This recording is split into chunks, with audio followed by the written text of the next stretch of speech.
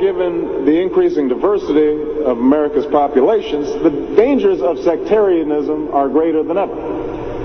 Whatever we once were, we are no longer a Christian nation, at least not just. We are also a Jewish nation, a Muslim nation, and a Buddhist nation, and a Hindu nation, and a nation of non-believers. And even if we did have only Christians in our midst, if we expelled every non-Christian from the United States of America, whose Christianity would we teach in the schools? Would it be James Dobson's or Al Sharps's? Which passages of Scripture should guide our public policy? Should we go with Leviticus, which suggests slavery is okay, and that eating shellfish is an abomination? Or we could go with Deuteronomy, which suggests stoning your child if he strays from the faith? Or should we just stick to the Sermon on the Mount, a passage that is so radical that it's doubtful that our own Defense Department would survive its application? So before we get carried away, let's read our Bibles now. Folks haven't been reading their Bible. Which brings me to my second point.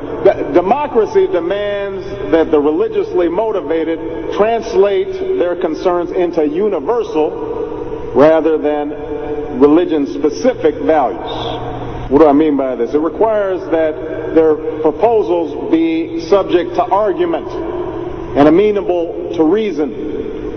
Now, I may be opposed to abortion for religious reasons, to take one example, but if I seek to pass a law banning the practice, I can't simply point to the teachings of my church or evoke God's will. I have to explain why abortion violates some principle that is accessible to people of all faiths, including those with no faith at all. Now, this is going to be difficult for some who believe in the inerrancy of the Bible, as many evangelicals do. But in a pluralistic society, we have no choice. Politics depends on our ability to persuade each other of common aims based on a common reality. It involves compromise, the art of what's possible. And at some fundamental level, religion doesn't allow for compromise. It's the art of the impossible. If God's spoken, then followers are expected to live up to God's edicts, regardless of the consequences. Now, to base one's own life on such uncompromising commitments may be sublime, but to base our policy making on such commitments would be a dangerous thing. And if you doubt that, let me just give you an example. We all know the story of Abraham and Isaac.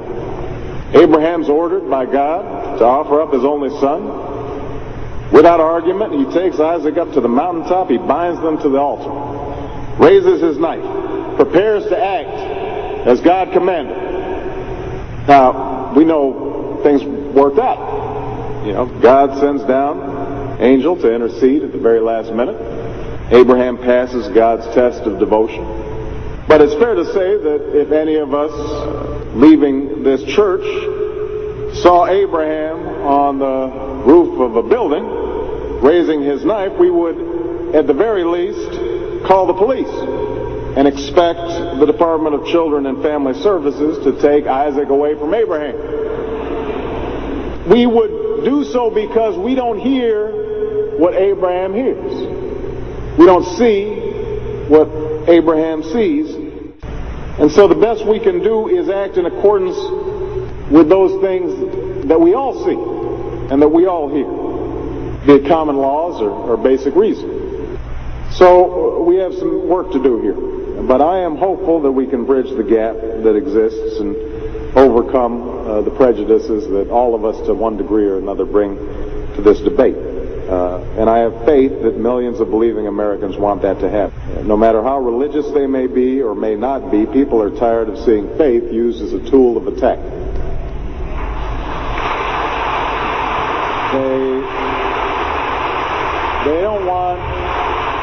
They don't want faith used to belittle or to divide, because in the end, that's not how they think about faith in their own lives.